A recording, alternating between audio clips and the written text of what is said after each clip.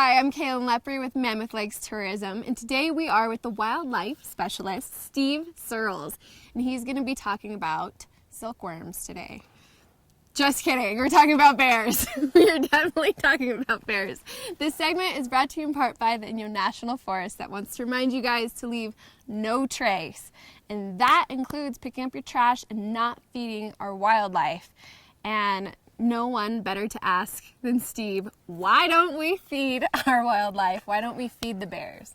Yeah, people come here to see the wildlife, and I can appreciate that, and it's the first thing they want to do is throw out some food to enjoy the experience. It's just the worst thing you can do. Right. Gets the animals, especially in the bears, in a lot of trouble.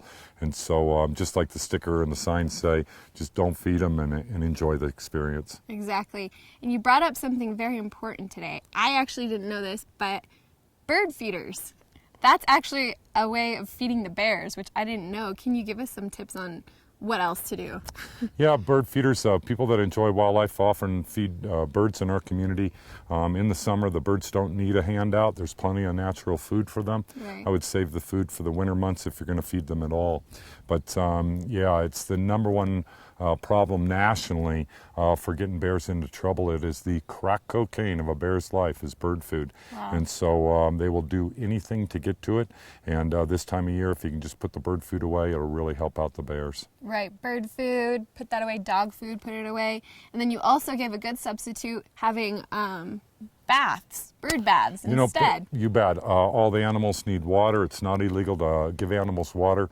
Right. Bird baths will attract the same amount of birds and the same amount of species of birds for your viewing pleasure.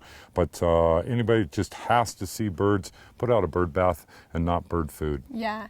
Here in Mammoth, we run into bears pretty frequently, and a lot of the visitors, they don't even know what to do when they encounter a bear. What would be some, your top safety tips for those visitors coming to town? As far as safety tips go, keep your distance from the bear. If you want to see it more close up, use the zoom lens on your camera. Use binoculars. Do not approach the bear. Give them plenty of distance. But as far as safety goes, they're very safe animals to be around. Enjoy the experience. I always say, kiss your kids. Hug your spouse. Thank your God. It's a beautiful thing to see wildlife here in town. Right. That's good. But definitely don't feed them. Don't feed them. Don't get close. We have a lot of backpackers in town as well. People who are going into the backcountry. What are some great safety tips for those people to make sure they avoid feeding the bears or having a bad encounter with them? Yeah, all of our guests that come to town or are passing through backpacking, we want it to be positive, and it just keeps coming back to the same thing. Secure your food, secure your trash, keep a clean camp. Always carry a bear canister with you when you're backpacking, Right. and you won't have any issues. It's a great thing to see wildlife. Just don't encourage them to come into camp. Right. And I'm kind of curious, Mammoth, we have very healthy people here, very fit, active people. How healthy are our bears? Or do they resort to dumpster diving often? Are they resorting to natural foods? Are they, in good shape? It's the third greatest drought ever recorded in history, and so there is a lot less food for them this year. They're natural food. They're listed as an omnivore, but truly they're a herbivore. About 96% of what they eat a year is vegetable matter, grasses, flowers, roots, tubers, that type of thing.